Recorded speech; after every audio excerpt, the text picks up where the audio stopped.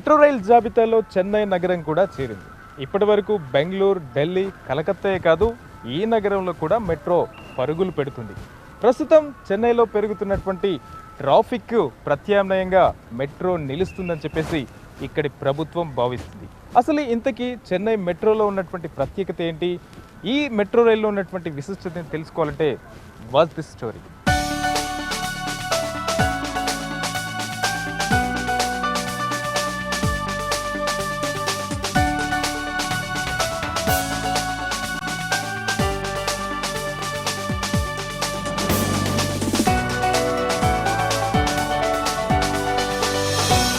చెన్నై దేశంలో ఉన్నటువంటి 5 పెద్ద నగరాల్లో ఇదొకటి. బంగాళాఖాతానికి తీర ప్రాంతం కూడా. పూర్వం దీన్నే మద్రాస్గా పిలిచేవాళ్ళు. గతంలో 1950లో ఆంధ్ర రాష్ట్రానికి కూడా రాజధానిగా ఉండేది. ప్రస్తుతం చెన్నై జనాభా 1,20,00,000కు పైగా దాటింది. వాహనాల సంఖ్య కూడా 40 లక్షలకు పైగా ఉంది. ఇదే ఇక్కడ ప్రభుత్వాన్ని భయపెడుతుంది. చెన్నై మన దేశంలో 4వ పెద్ద మహానగరం. ఢిల్లీ, కోల్కతా, బెంగళూరు తర్వాత చెన్నై సిటీనే పెద్దది. చెన్నైని మద్రాస్ అని కూడా పిలుస్తారు. మరికొందరు చెన్నపట్నం అంటారు. ప్రపంచంలోనే 34వ మహానగరమైన చెన్నైకి 375 సంవత్సరాల చరిత్ర ఉంది. తమిళనాడు రాష్ట్రానికే చెన్నై గర్వకారణంగా నిలుస్తోంది. ఎటు చూసినా విశాలమైన రోడ్లు, ప్రజల హడావిడి అంతా ఇంతా కాదు.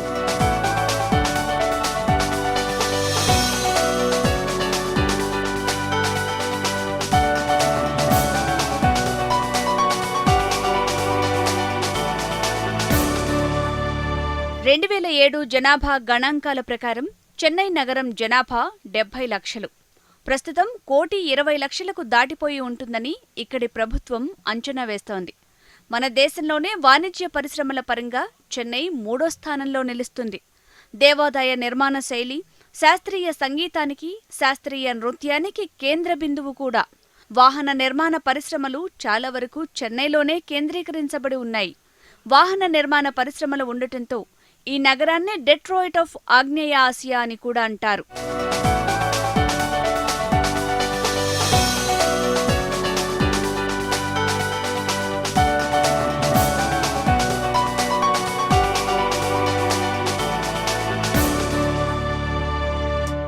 చెన్నైని దక్షిణ భారతదేశానికి ముఖద్వారంగా పిలుస్తారు. చెన్నై నగరం దేశ నలుమూలలతోనూ మరియు అంతర్జాతీయ స్థానాలను కలపబడుతోంది. చెన్నై బంగాళాఖాతానికి తూర్పు తీరం కావటంతో 12 కిలోమీటర్ల బీచ్ రోడ్ ఉంది.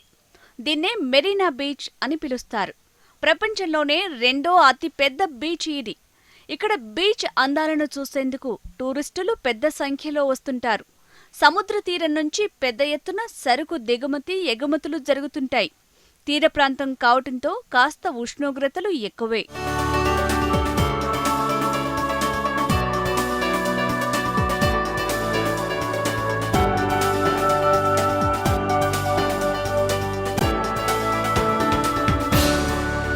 రోజురోజుకు పెరిగిపోతున్న జనాభాతో చెన్నై నగరం కూడా రద్దీగా మారిపోతోంది. ప్రయాణికుల సంఖ్య రోజురోజుకు పెరుగుతోంది. రద్దీకి తగ్గట్లు ఆర్టీసీ బస్సులు, సబర్బన్ రైళ్లు పెంచినా అవి ఏ మూలకు సరిపోవటం లేదు. దీంతో ఇక్కడ ప్రభుత్వం మెట్రో రైల్ ప్రాజెక్టుపైనే ఆశలు పెట్టుకుంది. నగరంలో 45 కిలోమీటర్ల మేర తొలిదశ నిర్మాణం జరుగుతుంది. ప్రస్తుతం 10 కిలోమీటర్ల వరకు ప్రయాణికులకు మెట్రో రైల్ సేవలు అందుతున్నాయి. ప్రైవేటు భాగస్వామ్యం లేకుండా కేంద్ర, రాష్ట్ర ప్రభుత్వాలే చెన్నై మెట్రో రైలును పట్టాలెక్కిస్తున్నాయి. 14,000 కోట్లతో ఈ ప్రాజెక్టును ప్రతిష్టాత్మకంగా నిర్మిస్తోంది తమిళనాడు ప్రభుత్వం.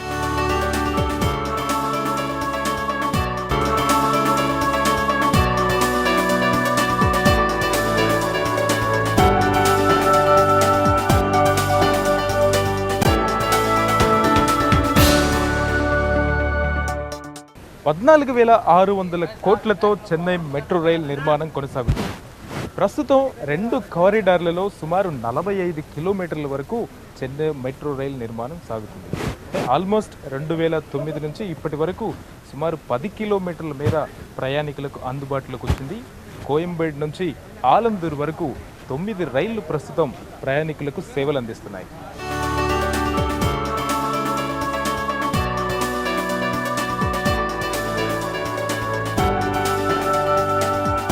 చెన్నై నగరంలో పొల్యూషన్ పెద్దగా లేకపోయినా రోడ్లపై వాహనాల సంఖ్య మాత్రం అధికమే.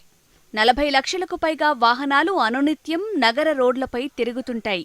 హైదరాబాద్ సిటీతో పోలిస్తే ట్రాఫిక్ జామ్లు ఇక్కడ కాస్త ఎక్కువే. గంటలు గంటలు రోడ్లపైనే ఎదురు చూడాల్సిన పరిస్థితి ఏర్పడుతుంది. మొత్తం వాహనాల్లో 70% టూ వీలర్లే.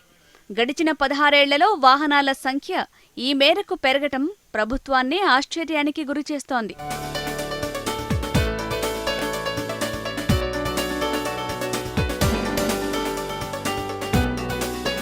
14,600 కోట్లతో తొలి దశ కింద 2 కారిడార్లలో చెన్నై మెట్రో రైల్ నిర్మాణం జరుగుతోంది.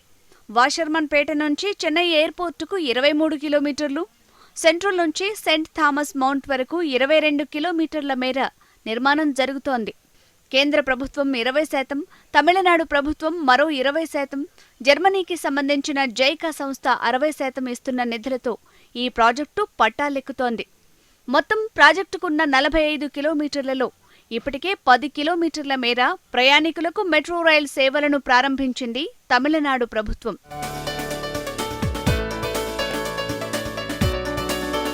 చెన్నై మెట్రో రైల్ లిమిటెడ్కు బ్రెజిల్కు చెందిన ఆల్స్టోమ్ కంపెనీ కోచ్లను సరఫరా చేసింది.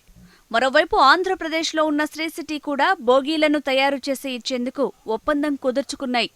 Automatic train protection, automatic train ఆపరేషన్లకు సంబంధించి సిగ్నలింగ్ వ్యవస్థను కూడా ఆల్స్టోమ్ సరఫరా చేస్తోంది. మొదటి దశలో 2 ఇంటర్ కనెక్టెడ్ లైన్స్ పూర్తి కానున్నాయి.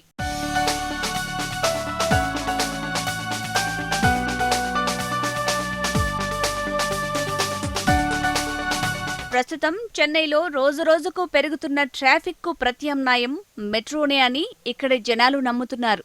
కిలోమీటర్ మేర గమ్యస్థానం చేరుకోవాలంటే కనీసం 30 నిమిషాలకు పైగా పడుతోంది.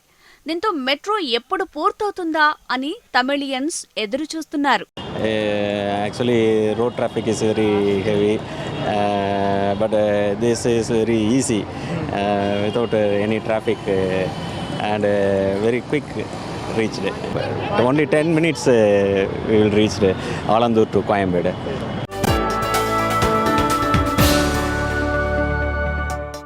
ఇన్ఫ్యాక్ట్ మార్నింగ్స్లో టిపికల్ మార్నింగ్స్లో ఇట్ టేక్స్ అబౌట్ ఎలాగనో 1 గంట సేపు పెడుతుంది. మెట్రో రైల్ నుంచి ఇప్పుడు 20 మినిట్స్లో వెళ్తాం. కోయంబేడు నుంచి can go all the way to Alandur in 20 minutes. లేకపోతే 1 గంట సేపు పెడుతుంది.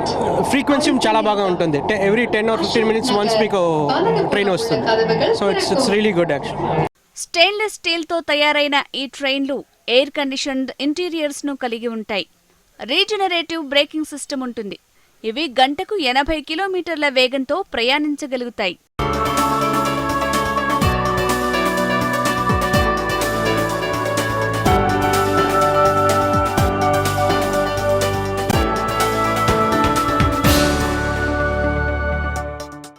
చెన్నైలో నిర్మాణంలో ఉన్నటువంటి మెట్రో రైల్ విషయంలో సగం మేర భూమి అంతర్భాగం నుంచే రైల్వే లైన్ వేస్తున్నారు. అంటే ఓవరాల్గా 45 కిలోమీటర్లలో సుమారు 25 కిలోమీటర్ల మేర భూమి అంతర్భాగం నుంచి పనులన్నీ వేగవంతంగా జరుగుతున్నాయి. ఆల్మోస్ట్ దేశంలో అండర్ గ్రౌండ్ మెట్రో అనేది ప్రస్తుతం చెన్నైలోనే ప్రధానంగా నిర్మాణం అవుతున్నటువంటి పరిస్థితి ఇక్కడ కనిపిస్తుంది.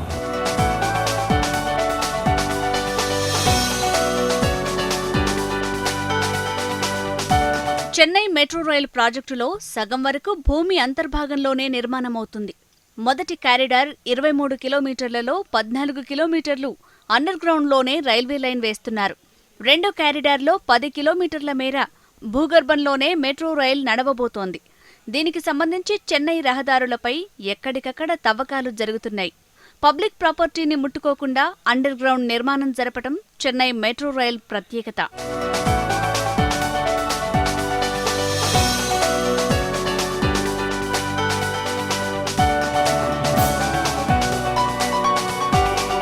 మొత్తం 45 కిలోమీటర్ల చెన్నై మెట్రో ప్రాజెక్టులో సగం సొరంగ మార్గంలో, మిగతా సగం భూ ఉపరితలంపై ఉండేలా డిజైన్ చేశారు. కారిడార్ 1లో వాషర్పేట్ నుంచి సైదాపేట్ వరకు, కారిడార్ 2లో చెన్నై సెంట్రల్ నుంచి తిరుమంగళం వరకు సొరంగ రైలు మార్గం రూపొందించారు. ఇంకా ఈ పనులు నిర్మాణ దశలోనే ఉన్నాయి.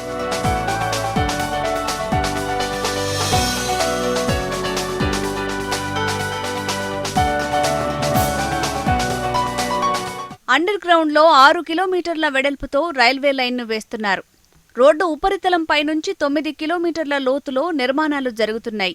అయితే ప్రాజెక్టు తొలినాళ్లలో అండర్ గ్రౌండ్కు గ్రీన్ సిగ్నల్ ఇవ్వటం, ఎలివేటెడ్ కారిడార్లపై తక్కువ ప్రాధాన్యత ఇవ్వటంతో చెన్నై మెట్రో రైల్ నిర్మాణం మరింత ఆలస్యమవుతోంది.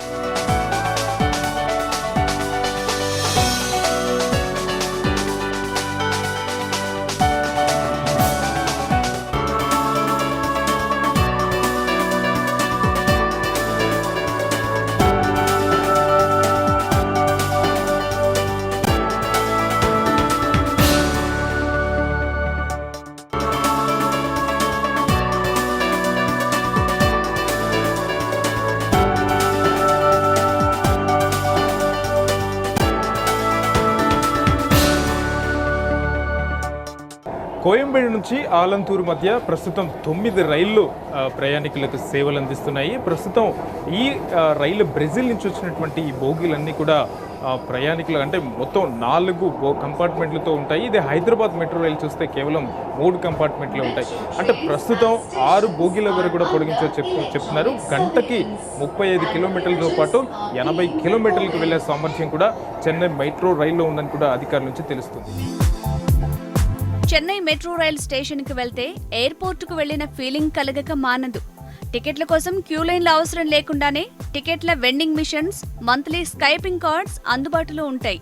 స్టేషన్ మొత్తం ఫుల్ సెక్యూరిటీ, స్కానర్లు, సీసీ కెమెరాలతో ప్రతి స్టేషన్లో కంట్రోల్ రూమ్లను ఏర్పాటు చేశారు.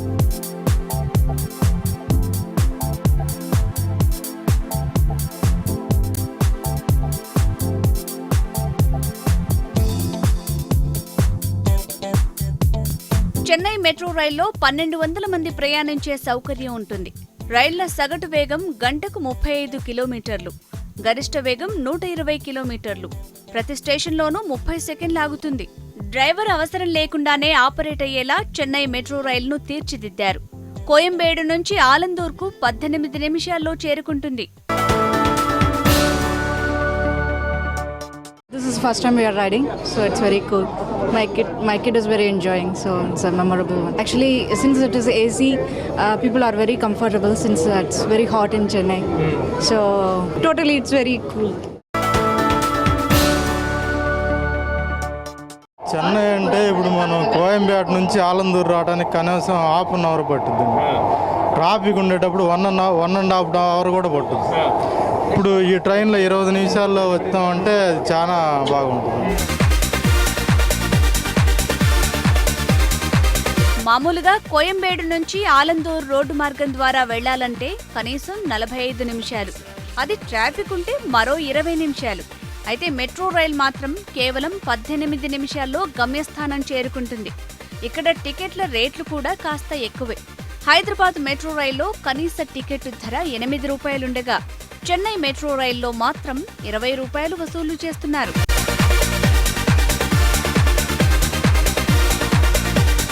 This facility is really neat. The government provided a good facility for the people, and the cost is a little bit high, but the area of the environment we have to be spend at least some amount from the people. So I thought it's okay.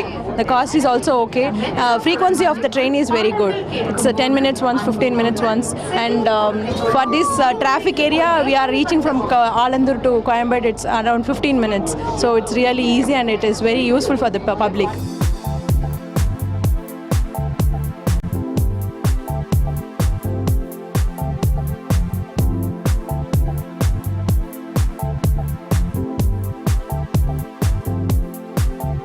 ప్రయాణికుల ఆదరణ ఏ విధంగా ఉంటుందో తెలుసుకోవాలని 10 కిలోమీటర్ల మేర metro సేవలను అందుబాటులోకి తీసుకురాగా ఊహించని విధంగా రద్దీ నెలకొంది.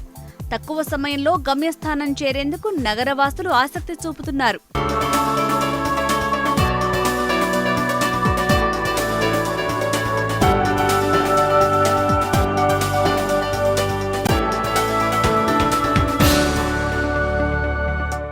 హైదరాబాద్ మెట్రో రైలుతో పోల్చి చూస్తే చెన్నై మెట్రో రైల్ విషయంలో కాస్త తక్కువే చెప్పాలి. ఇక్కడ ఉన్నటువంటి శాస్త్ర సాంకేతిక పరిజ్ఞానం కానీ నిర్మాణం కానీ హెచ్ఎంఆర్తో పోల్స్తే చాలా తక్కువగానే ఉంటుంది. హైదరాబాద్ మెట్రో రైల్వేలో అధునాతన టెక్నాలజీతో అక్కడ నిర్మించడం జరుగుతుంది. చెన్నై మెట్రో రైలుకు హైదరాబాద్ మెట్రో రైలుకు పోల్చి చూస్తే టెక్నాలజీలో చాలా వ్యత్యాసమే ఉంది. అధునాతన శాస్త్ర సాంకేతిక విధానాల్లో హెచ్ఎంఆర్ ముందు వరుసలో ఉంది. చెన్నై మెట్రో రైలు రోడ్లపై చాలా స్థలాన్ని ఆక్రమించింది. అండర్ గ్రౌండ్ నిర్మాణంతో సిటీలో చాలా చోట్ల గత 3 ఏళ్లుగా రోడ్లను పూర్తిగా మూసివేశారు. ఎలివేటెడ్ కారిడార్లలో సిటీ ట్రాఫిక్ ను పూర్తిగా నిలిపివేయకుండా పనులు జరగటం హైదరాబాద్ మెట్రో రైల్ ప్రత్యేకత. అంతేకాకుండా పిల్లర్స్ సైజ్ కూడా చిన్నవిగా ఉంటూ కేవలం డివైడర్ స్థలంలోనే రైల్వే లైన్ వేయటం అనేది దేశంలో ఏ మెట్రో ప్రాజెక్టులో కూడా లేని టెక్నాలజీ.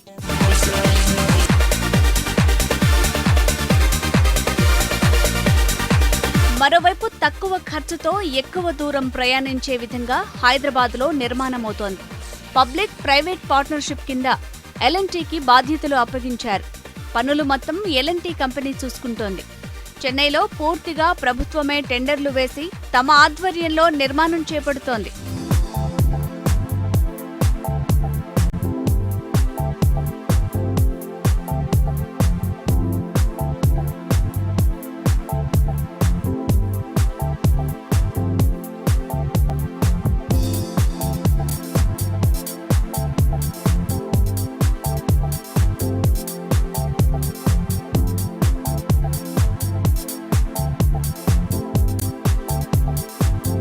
నార్మల్గా మెట్రో స్టేషన్లు అంటే ఎలివేటెడ్ మెట్రో స్టేషన్లు హోటల్ సిస్టమ్స్గా కడతారు. అంటే మధ్యలో ఒక కాలం ఉంటుంది, రెండో వైపులో ఒక కాలం. అదే చెన్నైలో కట్టడం జరిగింది.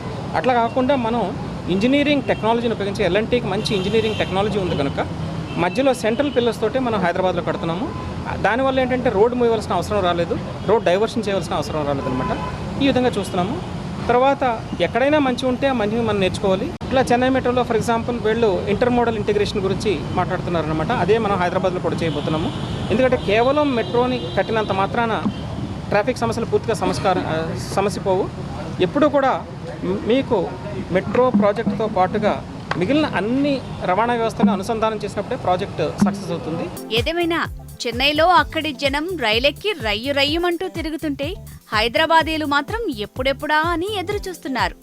అనునిత్యం నరకం అనుభవించే ఈ ట్రాఫిక్ కు ప్రత్యామ్నాయంగా చెన్నై మెట్రోకి ధీటుగా హైదరాబాద్ మెట్రో రైల్ ఏ విధంగా ఉపయోగపడుతుందో చూడాల్సిందే.